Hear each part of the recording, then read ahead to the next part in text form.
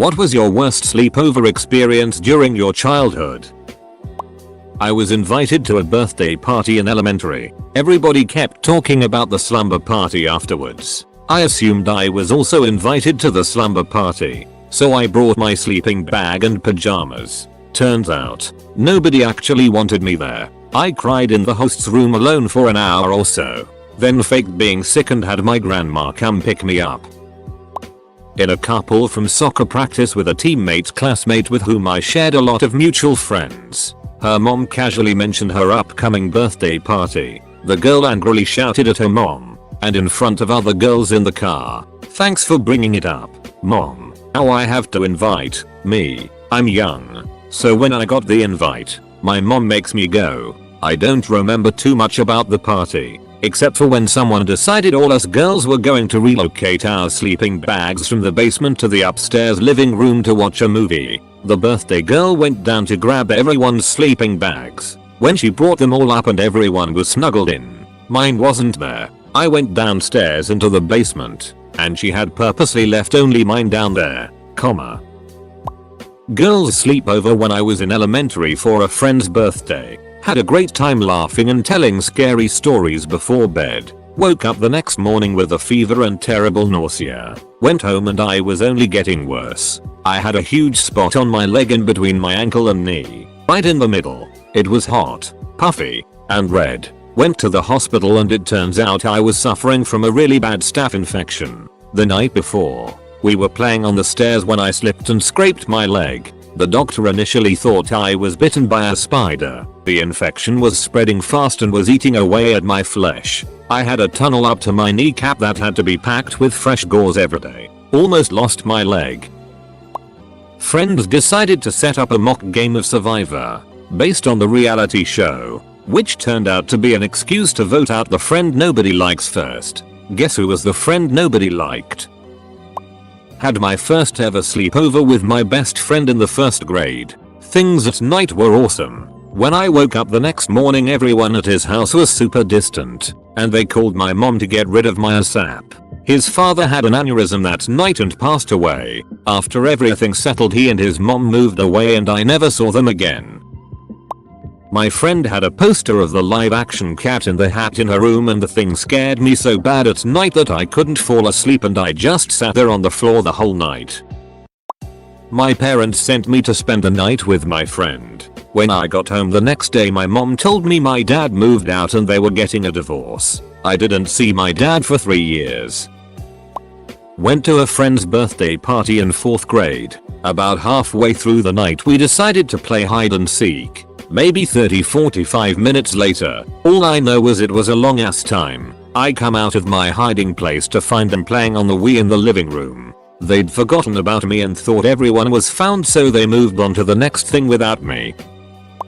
Went to a girl's sleepover where there were 3 of us. The girl's dad put an audio recorder under the teddies on top of her cupboard when he came in to hand them out. Would have been about 8 years old. We were talking about crushes at school and such. Next day he played the recording out loud to wake us up, laughing and listening closely to what we were talking about. In front of us. They moved away eventually. 14 years later the girl messages me and asks if I remember anything weird happening at that sleepover. I told her what I remembered and it turned out she was being sexually abused by him. We were 13 I would guess. Normally I would always stay at my friend's place but this time we stayed at mine. My parents took us to the bar which was something people did at the time. Well my father decided to get blackout drunk and us 2 13-year-olds were stuck in a bar from 8 PM until 1 AM. It was getting pretty uncomfortable between the parents and even some of the other people in the bar. Cause well kinda shitty to have a couple of 13-year-olds in a bar on a Friday night at 1 AM. So when my father got up to use the bathroom my mom grabbed us and we ran out to the van. He came out screaming through a beer and was banging on the van screaming all sorts of obscenities. While we get home, get some dinner finally and my mom goes to bed. My friend and I decide to watch Who Framed Roger Rabbit in the living room which I never got to use. But hey dad is gone. Well an hour later he shows up. And he just sits on the couch and smokes pot until falling asleep an hour later. So we sneak off to my room and my friend's parents picked us up to stay at his place. And that was the last time I ever had a friend over. I'm pretty pale. I sat up during a sleepover with a bunch of girls and made one of them scream because she saw me in a mirror and thought I was a ghost. Not me but my sister. She was a sleepwalker. She was about 7. Slept over at a friend's house. Sleepwalked. Woke up in an enclosed space. Panicked. Pushed her arms straight out in front of her against what she thought was a wall in front of her. She had ended up behind a 7-foot tall bureau that was placed diagonally in the corner of the dining room. She pushed it over. It was full of plates, glasses, fine china, etc. It was 4 AM. When I slept at a friend's, I went for it and blocked the toilet. His poor dad had to put on some rubber gloves and break up my monster turd. I felt so ashamed about it. Edit. So many replies. Sorry I couldn't reply to you, I was sleeping. Friend's mother and her boyfriend were arguing in the kitchen after we went to bed. He started talking about how he would kill the kids if I have to. I was about 7 or 8 I guess. So it didn't really sink in that much at the time, but my friend wasn't really in a great mood for the rest of the time I was there. Went to my friend's house for the first time. She always wanted to come to my house, not the other way around, but never told me why. So I get there and after the first hour it all goes downhill. The parents had strict rules about eating at the table. Proceed to insult me about my weight. I have always been skinny but not unhealthy, so to the point I nearly cried. After that they do 21 questions about my race and family. By the time night comes I found out they basically have a lockdown rule in their house. We weren't allowed out of her bedroom until morning and I didn't know that. So I got lectured the next morning. And the end finale was I didn't know I'd be forced to attend their church in the morning before I could go home. So that's how I figured out why she always wanted to stay at my house, not the other way around. Bonus. At one point I overheard her parents talking about me when on the phone with her. They called me a few nasty names and slurs for always inviting her to hang out and go places with my family and putting ideas into her head apparently. I will never forget these people.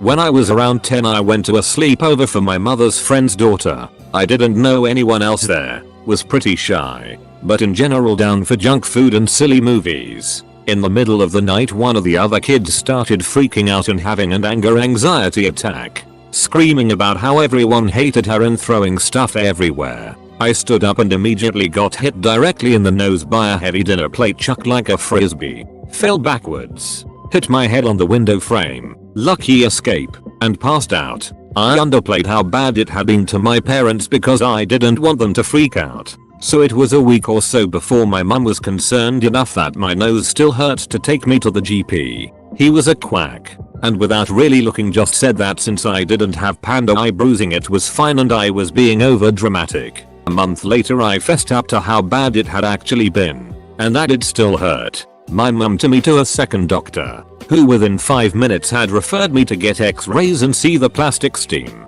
They found that my bridge had shattered into pieces and cracked vertically down the middle. The impact had spread pieces into places they shouldn't be, and because of the delay had started healing like that. Their advice was to leave until I was fully grown, and then fix it if there were issues. And that's the story of how a sleepover experience means that I can't breathe properly, snore like a middle-aged man, have to be careful what glasses I buy, and I'm 20 years later considering getting my nose broken cause I can't deal with this it anymore. I still have a vertical crack down the bridge of my nose and loose shards of bone in there that I can scrape against each other to make my nose click as a party trick. Think it was around grade 3 or 4. I had a best friend with a big house and 2 parents who later divorced a couple years after. I'll say his dad was a huge garage dad. As in the guy had his own brand new fishing boat he cleaned every day in there. All his trophies, life relics, everything was in there. The floor of the garage was nicely carpeted, and legit everything in there was spotless. Anytime I went over, his dad spent most of his waking hours in that garage. My friend, his brother and I somehow got into a water battle with the garden hose super suckers. I can't really remember how or why it started, but as you can guess, we moved our battle into the garage and left the garden hose running inside. We must have left it running from lunchtime, and his dad didn't come home until 5 or 6. I'll never forget the absolute hysterical screams and wails my friend and his brother made to their mom, who was closing her eyes crying. begging for her to do something while their dad was dragging them into that garage. The screams and yelling from the dad inside the garage continued for the entire hour it took for my parents to pick me up. They were beaten so bad, I don't think my friend could sit down for a solid week. One time when I was a kid I was visiting a friend's family. I'll call this friend Rob. One day Rob and I were in the living room watching TV and snacking and Rob accidentally drops a chip on the floor. It didn't make any mess whatsoever and he picked it up. Rob's mom saw this immediately and aggressively picked him up by the collar and dragged him into a room a few feet away, shut the door, and immediately begins beating the life out of Rob over a chip. It was horrible. I do not think I have ever heard anyone screaming and crying in so much fear and pain in my entire life. I had absolutely no idea what to do. I just sat on the couch listening to the entire thing with my jaw dropped. After a while she came out like everything was normal with Rob, who had a teary face. I had to continue the rest of my visit pretending like I wasn't super freaked out by that entire thing. I am no longer in contact with Rob and unfortunately I don't have any way of contacting him. But I imagine that was not the first or the final time that has happened to him and I often wonder if he is okay now. That entire incident felt like a script, like a routine. The swiftness, her blank expression the entire time. This was their normal. This is one of my core memories even though it happened in practically a blink of an eye. Sigh. So I was 11 and a quiet kid. I'd not yet come into my own. So my social skills were a bit weak and I was overly shy with people I didn't know. This led to me only really making 1 or 2 close friends during my first year at comprehensive high school. One of these friends happened to have the same name as me, so we bonded pretty quickly due to teachers mixing us up a lot etc. Anyway, we were becoming good friends. He invited me for a sleepover a few months later, and I agreed. I went over his place and we wandered around his town, got some snacks, bumped into a couple of other kids from our class. It was cool. Back at his place in the night, he declared that we were gonna play a game of truth or dare. I mean, I'm 11 and a pretty innocent, sheltered kid, so to me, that was as innocent as playing tag. So I agreed. The rules were simple. Here are 6 pieces of paper each. Write 3 dares and 3 truth questions. Scrunch them up and chuck them in a jar. We'd then take turns to pull them out and answer to them. Sounds fun. Let's go. I pull out the first piece. It's one of my own, and it reads, who do you fancy in our year? Child. Look, I was an innocent kid, so this was the pinnacle of my gossip imagination. I told him, and that was that. His turn.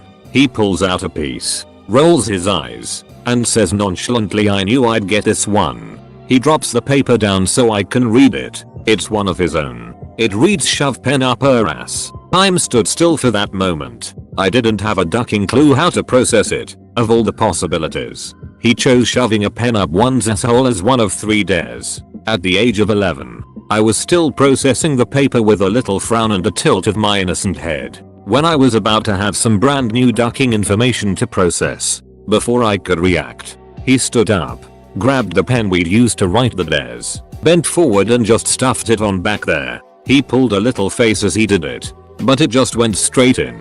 We held some pretty awkward eye contact. Him in a state of complete comfort, me in a state of borderline breakdown, before he casually pulled it back out with a subtle pop. He looked at the pen, and it was missing the lid. I was ducking mortified at seeing this, but he just rolled his eyes again, slipped the pen back up there and rummaged around until it made a click. Then he pulled it back out complete with its lid, and a nice big clump of it firmly lodged on top of it. He then opened his attic window, and with a blank expression, flung the pen off into the woods like he'd done this a million times before. He then sat down and said, right, your turn. Fast forward to some years later. Turns out he was gay and wanted to initiate something with me, to which I didn't reciprocate nor acknowledge at the time. So yeah, dem sleepovers.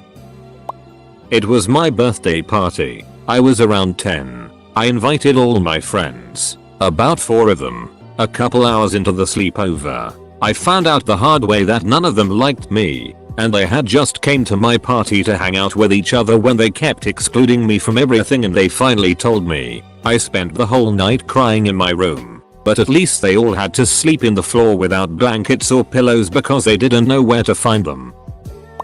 using a throwaway for this because it's so ducking embarrassing. I grew up with a girl a couple of doors down who I considered one of my best friends. When we were maybe 10 or 11 she had a birthday party sleepover, and I was invited along with 6 other girls. We played games, did our hair, watched movies, and sang karaoke. Toward the end of the night she told me, in front of all the other girls, that I couldn't sleep over because she could only have 6 friends there, something she hadn't mentioned until that point. I was crushed, but I packed up my sleeping bag and all the stuff I'd brought and prepared to walk home. On my way out I passed another girl who was arriving late to the party with all her sleepover gear in hand. I walked home in the dark and didn't tell my mother what had happened. I played Monopoly by myself and pretended everyone else was there with me. My friend never apologized and I never said anything about it. Edit. To answer the question that has been asked a couple of times. No, I did not stop being her friend. And she didn't improve much from there. Growing up I didn't always make the best choices when it came to friendships. I am better about it now. I do appreciate the sympathy, though. I actually expected to be made fun of when I started writing this. Hence the throwaway. Also shout out to therapists who hear this kind of stuff day after day and then help with all the hard work that comes after. I was about 7. I went to a friend's place just as his dad got home after accidentally shooting and killing his friend. I was too scared to leave and it was a big place and I guess we kind of just kept out of the way. His screams of anguish kept me up all night. Was a dark night. Having a Mortal Kombat 2 tournament with my friends on Sega Genesis. I was on a winning streak but suddenly I felt a rumbling in my stomach. Now Mortal Kombat 2 did not have any sort of pause feature. I knew I could hold it for just a few moments longer. Just had to KO my friend and I'd win. Right down to the wire. When he had about 1 hit of health left, it happened. I hit my pants. Fatality. Edit. First time ever getting awards and it's from a story about hitting myself. Thanks, I guess. It was like 6 or 7 of us at a friend's house. Hot summer night so we're camping outside in sleeping bags. It's pretty late early and we've been ducking with each other all night, tossing little pebbles, running around, dragging each other around in sleeping bags, the usual. Well, I feel a nudge when drowsy and just wave it off. Then I feel a nudge inside of my sleeping bag and immediately hear a squeaky screech. I scream and everyone immediately pops up.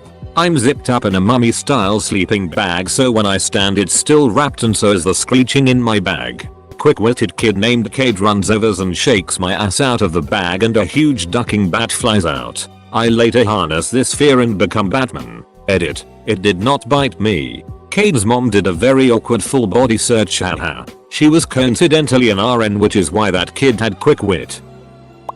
This was in 2009 or 2010 maybe, so I was only 9 years old. This new kid moved onto the street and we became pretty good friends. We found ourselves playing video games way late at night, but I would always go home since I only lived a few houses down. One night he asked me to spend the night, so we built a fort in his upstairs game room using the couch cushions and blankets. Everything was fine until around 1 AM. Everyone in his house was sound asleep but me. I was laying there in my makeshift fort when I heard the sound of heels on tile walking down the hallway adjacent to where we set up the forts. I mean, it was distinct and loud. To this day I could not imagine it being something else. The weird thing about it was their house floor was carpet, so I couldn't pinpoint exactly where it was coming from. I also didn't have a phone at this time, so I was peering into the darkness through a crack in my fort when the walking sound stopped. After a moment of silence it sounded as if it was sprinting in my direction. So I quickly hid behind the cushions when something knocked over the whole fort.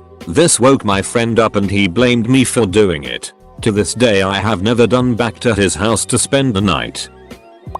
Someone tried to glue my eyes shut. Well, one sleepover one of my friends figured out jacking off and had zero shame. Definitely jacked off in front of like 5 of us. In high school I went to stay over with my buddy at one of his friend's houses and it turned out that it wasn't really his friend, it was some dude from Xbox Live that lived in the same town but was for sure older. Had to have been in his 20s when we were 16. Smoked some kind of seed mix that he claimed had some kind of hallucinogenic property. I believe he called it Yopo. Anyways, honestly not my worst night, but my mom would have ducking died if she knew what I was up to, lol. I've already commented, but duck it. When I was like 14, I was at a big group sleepover with my friends. The mother of the girl who was hosting it was really strict about health, and she told us that we couldn't order any pizza until we'd eaten the massive fruit platter she'd prepared for us. No one was touching the platter other than taking a few pieces to snack on. It was getting late. The pizza place would be closing soon and her mum was not budging about her rule. Someone needed to step up. That someone was me. I started absolutely devouring the fruit platter, shoving pieces into my mouth and swallowing them without chewing. This was a platter for like 8 people. But I was a woman on a mission. We did end up getting pizza, but I got so sick I spent most of the night throwing up in the toilet. I couldn't even enjoy the pizza cause I was so full. I slept over my friend's house when I was like 7 and her dog had to go to the bathroom in the middle of the night and was whining at the door. Her mom woke up and went out and hit the dog with a pan. It was terrible and I never slept over her house again because of that. I ate an entire box of fruit roll-ups and puked rainbows for an hour.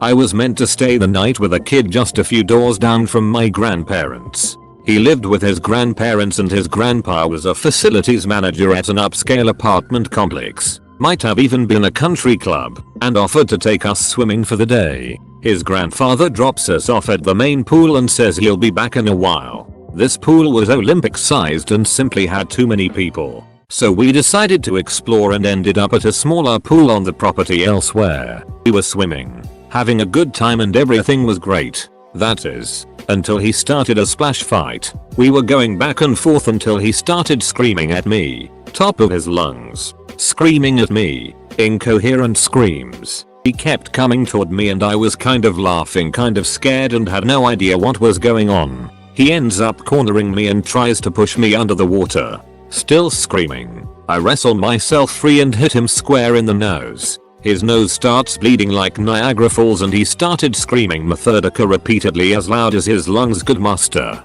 I got out of the pool and grabbed my things and started back for the front of the complex. The entire time this kid screaming the same word over and over. People are staring. People are trying to calm him down. He's walking after me like the goddamn Terminator. Hands at his sides in fists. This 4'0" kid, covered in blood from his nose, just slowly walking after me, ignoring the entire world around him while screaming Methodica. I make it back to the front of the place and am desperately trying to get someone to let me use a phone to call home. No one will listen. They're enamored with the screaming kid who, by the way, is still lumbering after me. He's a bloody mess. Nose running like a fountain, mixing with the water from when he got out of the pool. Looks like a walking murder scene. Out of nowhere, his grandfather appears and snatches him up and disappears with him through a door. What feels like forever passes and I'm still trying to get someone to let me use a phone when his grandfather reappears and asks what happened, then tells me he has to take kid home and I can't go with him. They let me use the phone. My parents don't answer. I ended up getting a hold of my aunt who was still working and couldn't come get me for another 2 hours. The office wouldn't let me stay inside, so I was outside in the parking lot standing around waiting for her to show. Still having no idea WTF happened. Aunt shows up and off we go. Get home. Get my ass chewed for being 35 minutes away from home. I had no idea how long the car ride was at the time. A few days later my mom went to talk to kid's grandfather. She comes back to tell me we can't hang out anymore and she tells me he needs medication for keep him calm and they missed his dose that day and it wasn't my fault. Never saw him again. Oh boy, I got one. Really ducked up. And my ex-friend ruined our friendship of like 4-5 years. Started hanging when we were like 5. This happened when I was either 9 or 10, in one single night. For absolutely no ducking reason other than him being a creep jackass. So for the most part, the sleepover was typical, movie, video games, popcorn, pretty standard stuff. Then it comes time to go to bed. I go into the bathroom and change into my pajama pants. Then walk back in and he's already in his bed and smirking. Didn't really think much of it. So I crawled into my sleeping bag. Well, his sleeping bag. But he let me use it and asked if he wanted to play some video games more. This is where it gets weird. He throws open the blanket and he's naked. Kid basically just flashed me. The duck? Understandably stunned, I say something along the lines of "the hell is wrong with you?" put some clothes on. And he goes, nope, my house, my rules. So I'm really uncomfortable now. Really don't want to sleep. But he covers himself back up with his blankets and says he'll put his clothes back on. Which he does. So really pissed at him. But at this time he was my best friend. And longest friend I've had in my life. So I try to shrug it off. And we play some more video games for a little bit. Then turn off the lights and go to sleep. Then it gets worse. Not too long after the lights go out I hear him rustling around. Then getting out of his bed. He says I'm naked again. Laughs. Then tries to lay on me. Duck that. I shove him off. And he keeps trying to lay on me. Basically a brief back and forth goes on. And at this point I'm pretty much yelling at him to leave me alone and go to sleep. I hear him stand up. Okay, good. He's going to leave me alone now, right? I start to feel something splattering against my sleeping bag where my feet were. Didn't take long for me to figure it out. Dude was pissing on me. Told him I was going home as I'm trying to get out of the sleeping bag. But before I can get all of the way out he body slams me. I was a pretty strong kid so it didn't hurt that bad. I was more stunned. But boy, after all of that I just didn't care anymore. I was seeing red. He stood up to body slam me again. Just as I got my legs out from the sleeping bag. As he goes to jump on me I kick him in the stomach as hard as I can. And he goes down gasping, crying. I woke up his mom. It was like 11:30 PM to 12 AM at this point, and told her what happened. She goes into the room to find her naked son on the floor crying. Basically yells at me to leave. Didn't have to tell me twice. So I call my mom and wait for her on their front porch as my friend's mom is basically opening up a can of whoopers once she sees the pee on the sleeping bag ground. I probably should have left right away, but as I said before, he was my longest best friend I had back at the time. We had sleepovers before and he had never done anything like that. I think I was mostly just stunned of what he was doing. Which is why it took me so long to leave. Never talked to him since. So yay, that's my story. Thanks for reading. I bled through my underwear and pajamas all over my friend's bed. I was mortified and too embarrassed to tell her. I cleaned up in the bathroom before anyone else was up. I then made the bed up before anyone could see it. I still feel so terrible and embarrassed about it almost 15 years later.